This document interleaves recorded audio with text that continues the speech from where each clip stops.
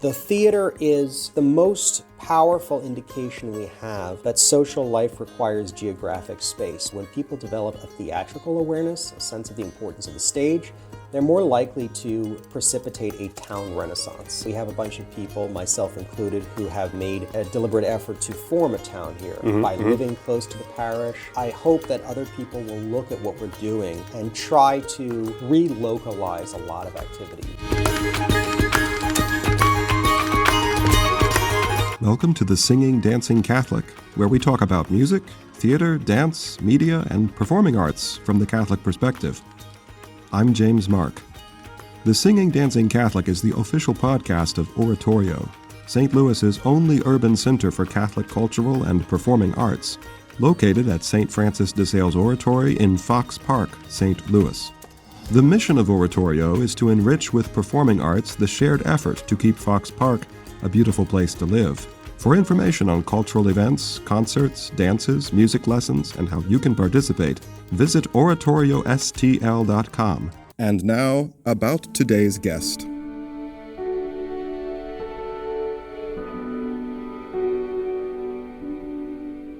Nicholas Rao is a doctoral candidate in philosophy at St. Louis University. He has an MA in philosophy from St. Louis University and a BA in philosophy from the Catholic University of America. He currently works as a teacher and theater director for St. John Paul II Preparatory School in St. Charles, Missouri. His research field is the ethical and political importance of town life. He has written for the European Conservative, the Latin Mass magazine, 1 Peter 5, and the Remnant newspaper.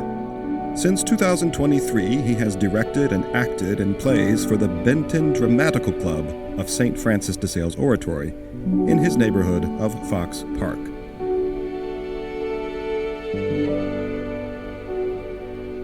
Nicholas, thank you for joining us. My pleasure, thank you. So, a theater company in 2025, 2026. What brings us to the point we need to start a new one? Well, the word company maybe isn't entirely accurate. I refer to it as a troupe. The original name for our group is the Benton Dramatical Club.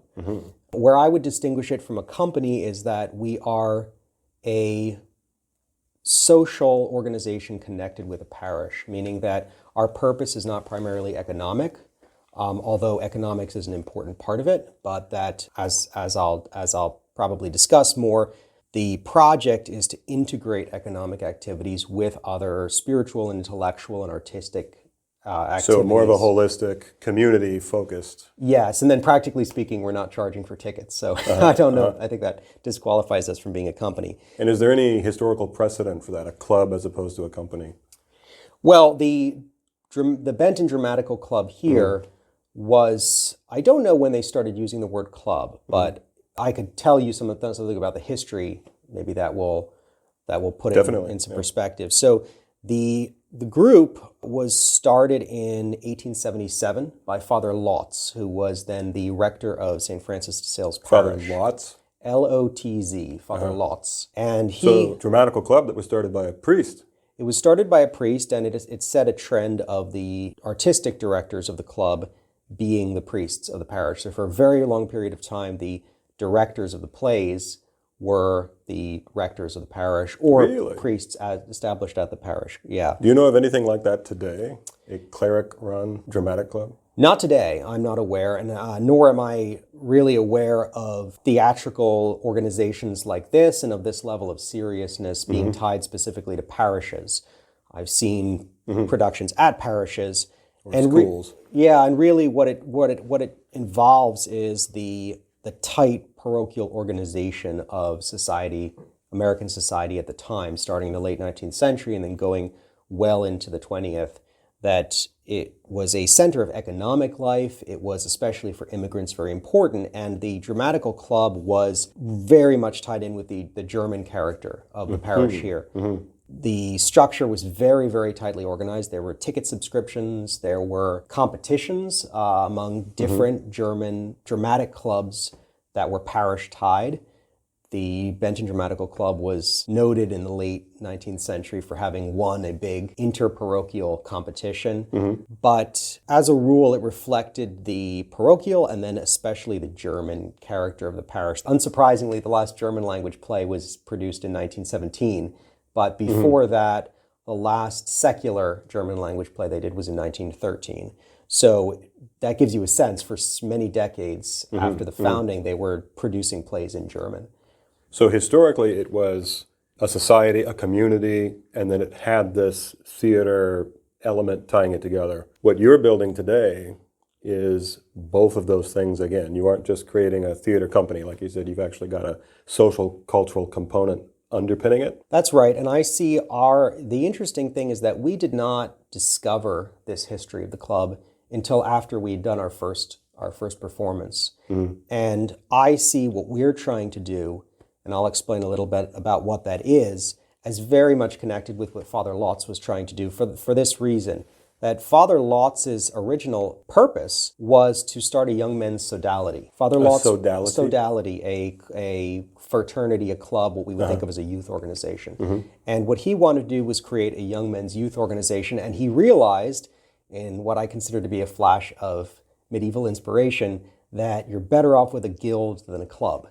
So the club, to some degree, is a misnomer. But what he was thinking, which I think is quite accurate, was that you're better off forming a group of people united by the aspiration to excellence in a common activity than you are by just having a group of people united by a disposition or an affection. That I've found that youth organizations work a lot better when they are defined by a task, by excellence in a particular task. And that was really my inspiration in connection with my friends' inspirations for starting this theater group, which was quite simply at the beginning the desire to have structured social interactions, that I would get together with young friends, young adults, mostly connected with St. Francis de Sales Parish, but also out in St. Louis. And we wanted to do something more than drink and have a good time. We wanted to do recreational things that suggested we were part of a common economy, but in the more broad classical sense of economy as an exchange of goods and services. Now, what's the difference between a club and a guild? Well, there's no strict definition, there's no strict distinction, but in modern terms, I would think that the distinction is that a club is essentially a recreational and, you might say, affective organization. It's a group of people who want to share space because they like each other and because they share a certain background, a common background. So you could have ethnic clubs, you could have age-based clubs, you could have social clubs, whereas a guild, in the sense that I'm using it, is a group of people united primarily by a common craft. So the two senses are not mutually exclusive, but what Father Lotz saw was that the fraternal feeling you get with a club was more likely to arise from a shared activity. That there's a certain objectivity to a guild that you don't necessarily find in a club that I think takes more time with a club. So the original plan was to just hang out and read through plays together, and then we had this opportunity to perform, to use the facilities at St. Francis de Sales, and that's when we found out about the historic organization that had arisen, that had been founded here. So we took on their name and saw our project as very related. Now, you say you started with readings. You've clearly progressed to now, I think, 4 productions that you've completed. We've completed 3 productions, so 3 Shakespearean productions, which have the distinction of being the first Shakespearean productions in the history of the club. But we've done Midsummer Night's Dream in winter.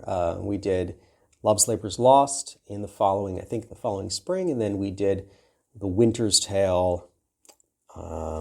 You'll have to remind me. You were in that. You'll have to remind me when that was. Roughly this time, I think, last year. Okay, yes. Something like that. So we've had 3 full-scale Shakespearean productions so far, and we are preparing for our 4th, which will be a departure from Shakespeare. What was your motivation to start the club? You've identified a couple of these like social, fraternal things. Was there anything more to it? This is a complicated question because it partly has to do with my love of theater, and I was thinking about this earlier today.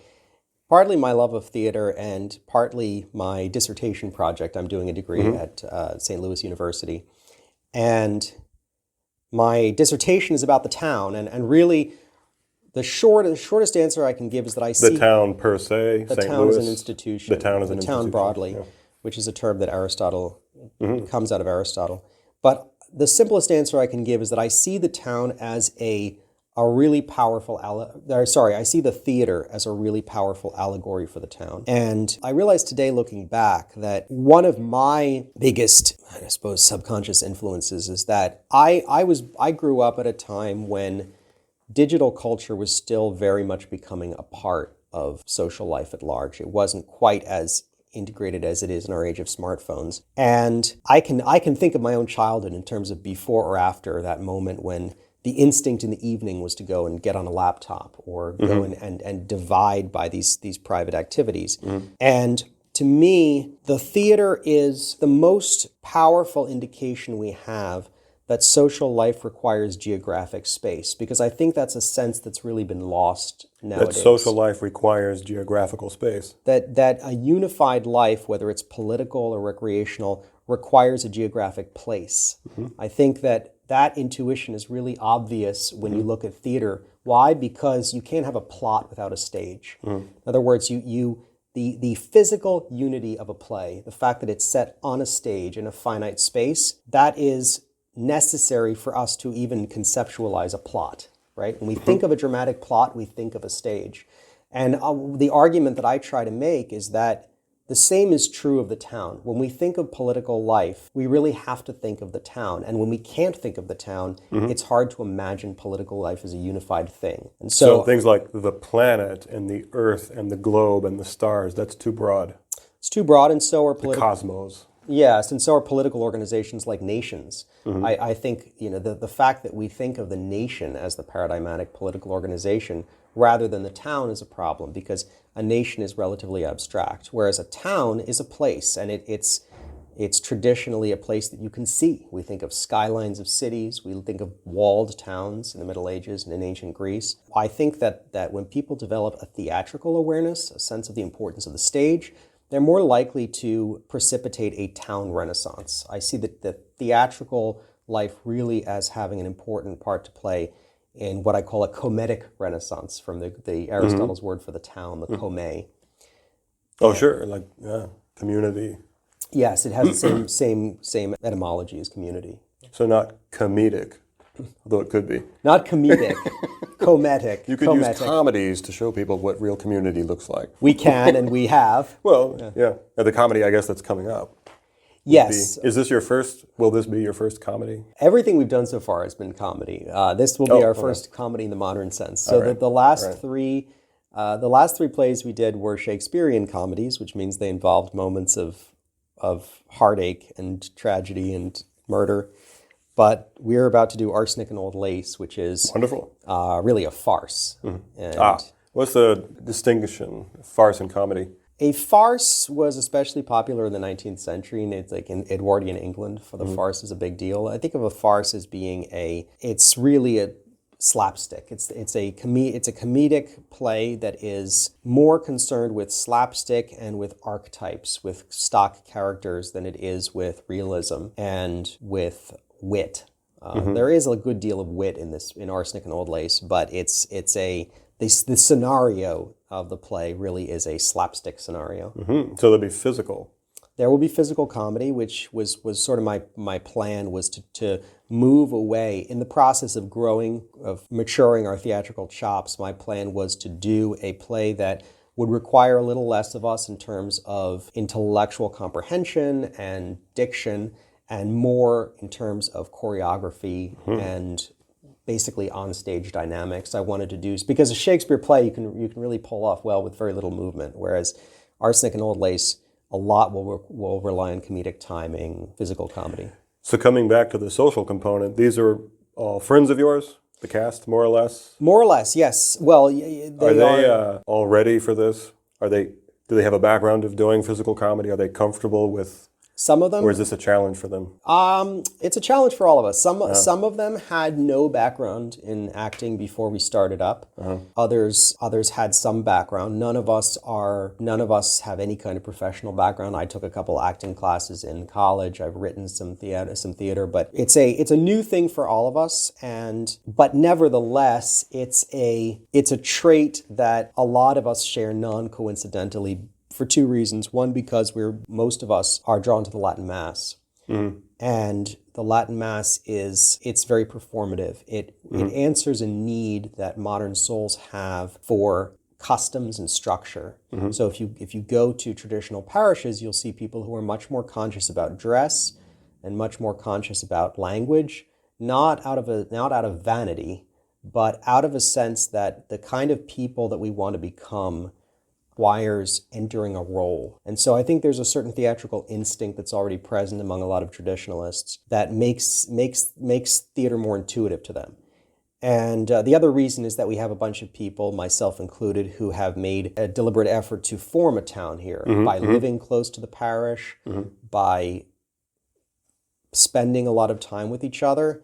And one really important feature of that town building is what I call the re-economizing of friendships. And what I mean by that is taking our recreational friendships and trying to make them more permanent by forming a primitive economy. And I see entertainment, recreation as a great way to start. If you can entertain yourself, you've reached a very important milestone in communal independence. Would you call entertainment something that has been missing? You mentioned growing up in an age of the digital habits forming and community perhaps, or you mentioned also the move away from the town to the nation, to the earth, to the bigger things. Has entertainment diminished with those things? Entertainment, like most things in our society, has become domesticated. If you think of groceries being brought to your door, theater has been brought to our door, music has been brought to our door. Most people who want to be entertained are going to be entertained through very passive, home-brought media. Even entertaining yourself in the sense of hanging out with your family and making music, reading plays, which is something I try to do when I'm back with my family in New York. Those are things that don't come intuitively anymore. That when we want to be entertained, we turn to social media or home film, home TV. So yeah, theater, entertainment, like everything else, has become something that we can do without the really important moral, intellectual challenge of entering a public place or entering a common place. I think that it's really important that some of our basic activities are done socially. So this could potentially have a lot of impact, what you're doing here, because you aren't just bringing passive entertainment, it's also rebuilding community.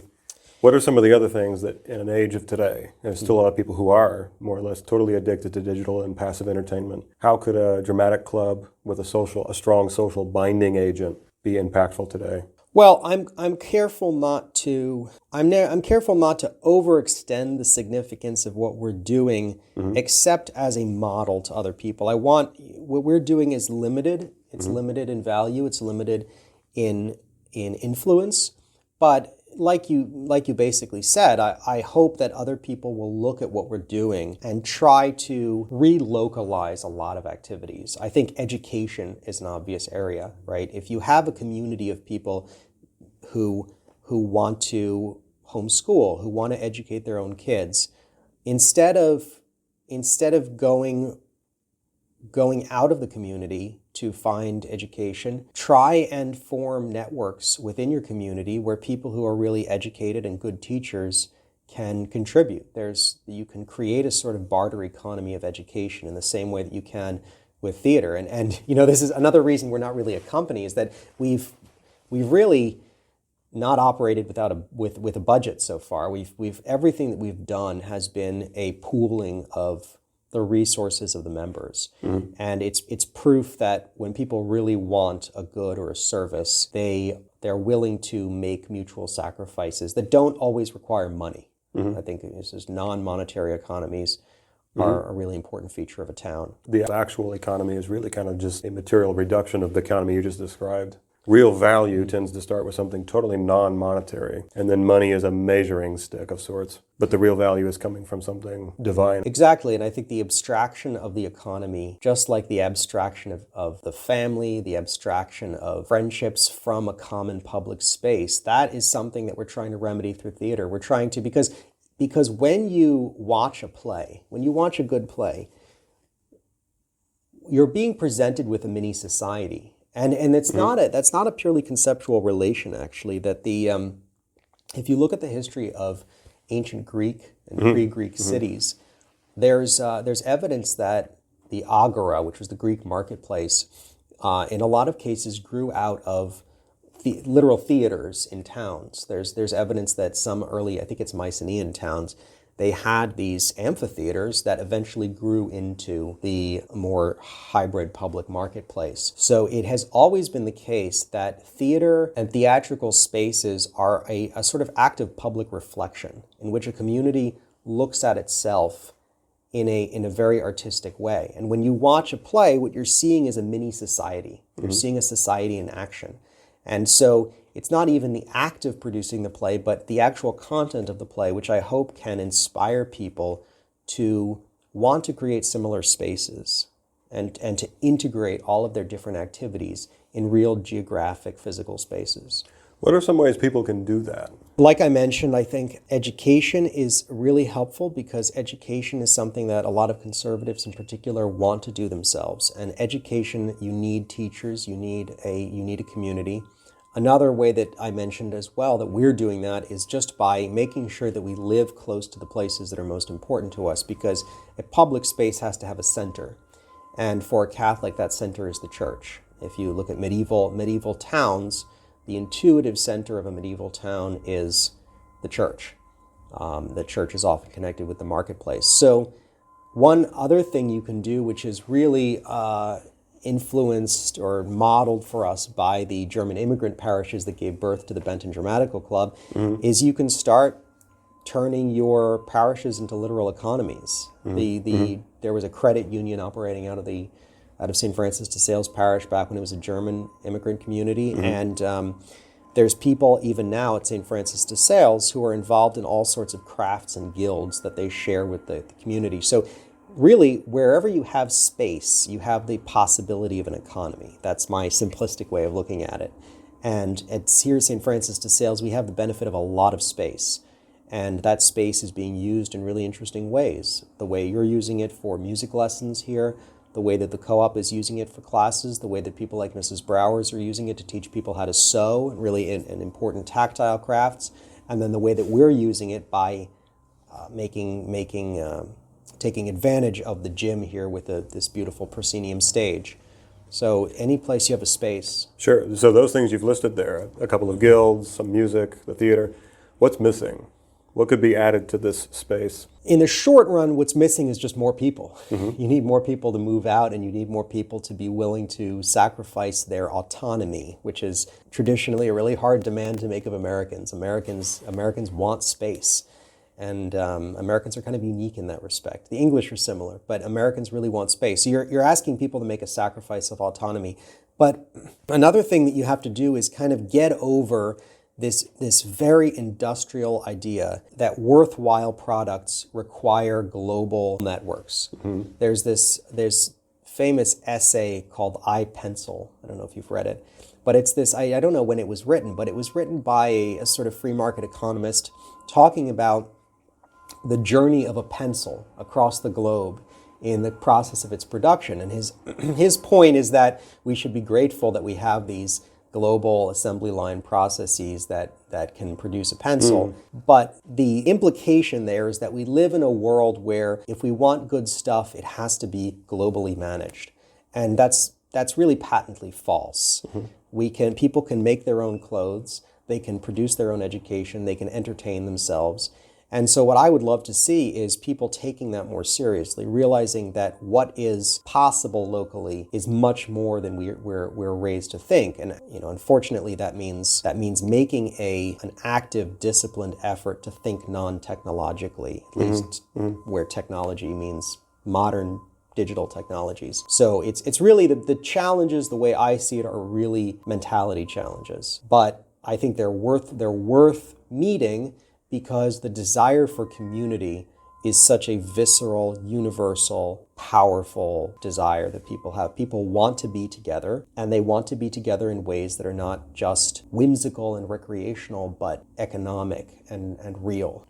I mean, the really exciting thing about the first play that we did was just that a majority, not everybody, but a majority of people attending the play are in the parish. And so it's just really fun to go to a play and see people that you know and recognize from the community. In ways you would never see them. In ways you would never see them, which is there's one very amusing facet of that, which is that it's and this is kind of to my point, that it's so common in Catholic youth circles to find that you're mostly engaging with other young adults as potential spouses, that there's a very heavily dating and marriage dominated social life, and it's surprisingly unusual to have this more relaxed artistic experience of engaging with people your own age. So the complete opposite of passive entertainment. Complete opposite of passive entertainment, and you see people you know, or people that if you're your same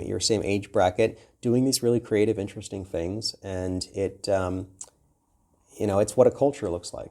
So it sounds to me like the, let's say, target audience for attending this isn't just those who appreciate theater, but those who potentially, like some of your actors you mentioned, no background, could benefit from community.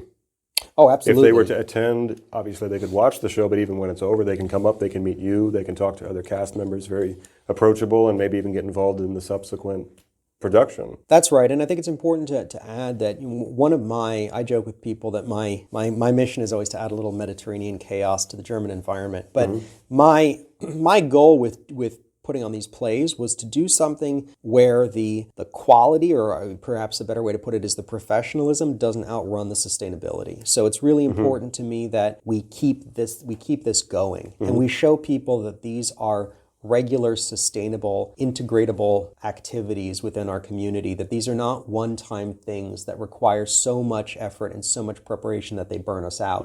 But it sounds like also where some of that drive that's giving that longevity and lifeline to it is the actual uncoerced, universal, ubiquitous desire for community. That's right.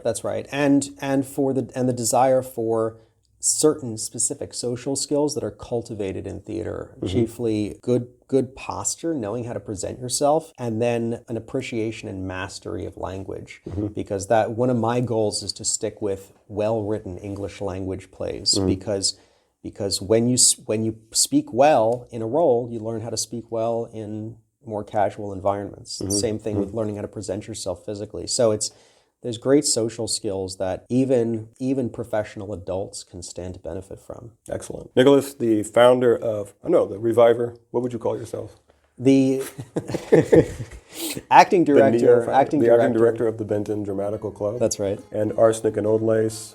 So we look forward to seeing you there, March 8th, March 14th, and March 15th at St. Francis de Sales Oratory in Fox Park, South City. Nicholas, thank you for joining us today. Thank you, Mr. Mark.